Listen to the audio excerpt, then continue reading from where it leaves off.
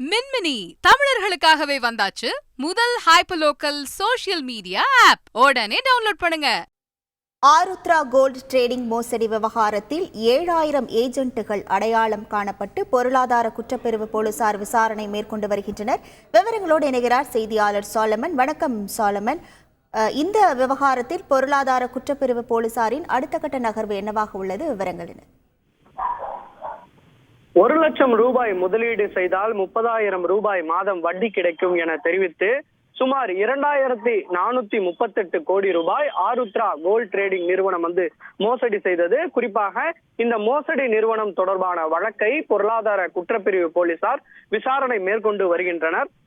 இவ்வழக்குல இதுவரை 22 நபர்கள் கைது செய்யப்பட்டுள்ள நிலையில தொடர்ச்சியாக அவர்களிடமிருந்து சொத்துக்களை பறிமுதல் செய்யும் நடவடிக்கையில் பொருளாதார குற்றப்பிரிவு போலீசார் ஈடுபட்டு வருகின்றனர். அது மட்டுமின்றி ரெட் கார்னர் நோட்டீஸ் அடிப்படையில் இந்த நிறுவனத்தின் உரிமையாளர் ராஜசேகரை துபாய் நாட்டு போலீசார் கைது செய்து சிறையில் அடைத்துள்ளனர்.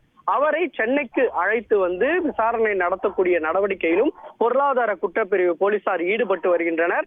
மேலும் இவ்வழக்கில் தொடர்புடையதாக குற்றஞ்சாட்டப்பட்டுள்ள பாஜக நிர்வாகியும் நடிகருமான RK சுரேஷிடம் ஆவணங்களை பெற்று போலீசார் தீவிர விசாரணை மேற்கொண்டு வரும் நிலையில தற்போது முழு வீச்சுடன் பணத்தை பறிமுதல் செய்யும் நடவடிக்கையில் பொருளாதார குற்றப்பிரிவு போலீசார் ஈடுபட்டு வருகின்றனர். குறிப்பாக ஆருத்ரா இந்த நிறுவனத்தில் பல பேரை இந்த நிறுவனத்தில் மோசடியில் சேர்த்து விட்டுள்ளது. ஏஜென்ட்டுகள் இருப்பது தெரிய வந்துள்ளது. இதனை அடுத்து ஏஜென்ட்டுகளை தற்போது கணக்கிட்டு அவர்களிடமிருந்து சொத்துக்களை பறிமுதல் செய்யும் நடவடிக்கையில் போலீசார் ஈடுபட்டு வருகிறார்கள். இதுவரை 7000 ஏஜென்ட்டுகள் அடையாளம் காணப்பட்டு அதில் முதற்கட்டமாக 500 ஏஜென்ட்டுகளுக்கு சம்மன் அளித்து போலீசார் தீவிர விசாரணை மேற்கொண்டு அவர்களிடமிருந்து இந்த விவகாரத்தை மோசடி நிறுவனத்திலிருந்து அவர்கள் சம்பாதித்த தொகையை தற்போது பறிமுதல் செய்யும் நடவடிக்கையில் பொருளாதார குற்றப்பிரிவு போலீசார் ஈடுபட்டு வருகின்றனர்.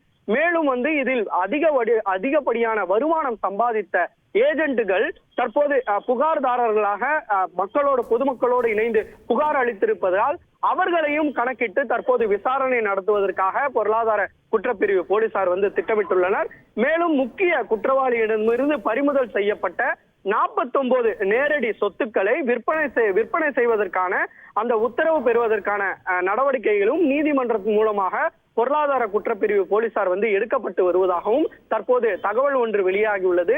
அடுத்த கட்டமாக அந்த ராஜசேகரை சென்னைக்கு அழைத்து அவர் எங்கெங்கெல்லாம் சொத்துக்கள் சேர்த்துள்ளார், துபாய் நாட்டில் எவ்வளவு சொத்துக்கள் வாங்கியுள்ளார், அவர் மோசடி செய்யப்பட்ட பணத்தில் எங்கெங்கெல்லாம் ஏதேனும் முதலீடு செய்துள்ளாரா என்பது தொடர்பாக விசாரணை நடத்தி அவரிடமிருந்து பறிமுதல் செய்யும் நடவடிக்கையில் தற்போது பொருளாதார குற்றப்பிரிவு போலீசார் ஈடுபட்டு வருகின்றனர்.